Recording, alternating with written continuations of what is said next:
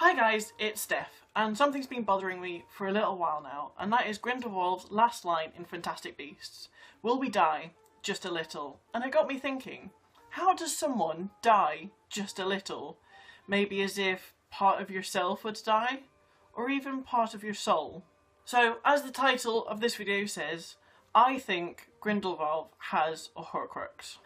So let's start off with what we know about Horcruxes. We know that Voldemort had them, and he used things of sentimental value to him, and we know that Dumbledore was hunting them down and knew quite a bit about them, and he banned all knowledge of Horcruxes from Hogwarts, and in fact he was particularly fierce about it.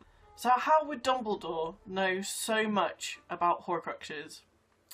Maybe because the guy that he was in love with had one. We also know that you have to kill in order to create one, and for both Voldemort and Grindelwald, that's not going to be a problem here, because we know that they're both pretty fond of killing. So if Voldemort put parts of his soul into things that had meaning to him, what do we think Grindelwald would use? Maybe something that he would only trust very few people with? Very few. Now does that sound familiar? Because this is the line that he says to Credence when he hands over the Deathly Hallows necklace. Yes. I'm proposing that Grindelwald's Horcrux is that Deathly Hallows necklace. It makes sense, because when he hands it over to Credence, he tells him to touch the symbol when he finds the child and that he'll know. And I guess if someone was holding part of your soul, you'd know about it. Though you could be thinking, well, Voldemort didn't have a clue what was happening to his Horcruxes. Well, that's true, but he did split his soul into 7, and it's really difficult to keep in track of 7 different parts of your soul. But if you were to only have one, I think you'd know what was happening to it.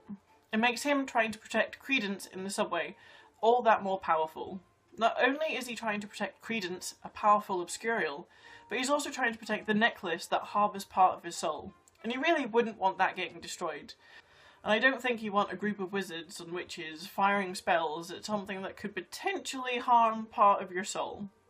The necklace being a Horcrux would also explain why Credence becomes so out of control. For years he was able to have some sort of control over his Obscurious. And yes, we found out that there was some trouble in the subway station, but maybe that's where he went to lose control.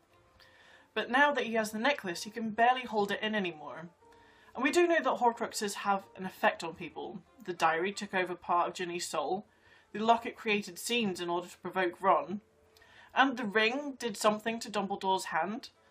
And Harry, being a Horcrux, could easily have turned the Dursleys from being a nice family to being a horrible one.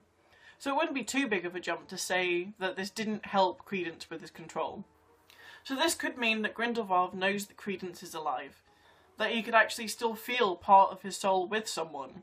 So the line, "Will we die just a little," could be a hint or a clue to Newt that he also knows that Credence is alive.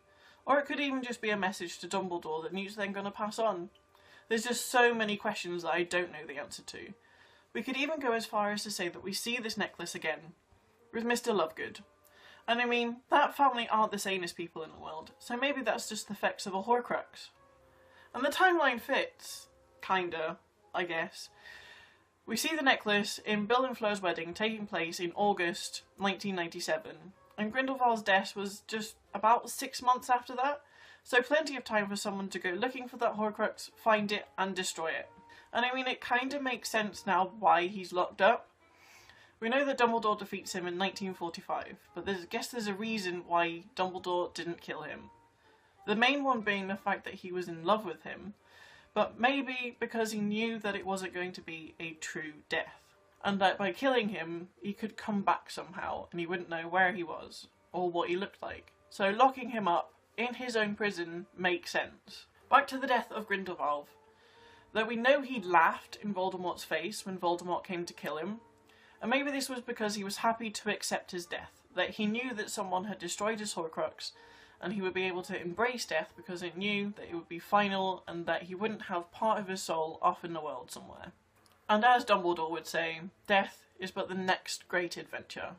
So what do you guys think? Do you think I am absolutely insane, that I am way off somewhere with this theory? Or do you think that I have a pretty solid idea here? Please let me know down in the comments below.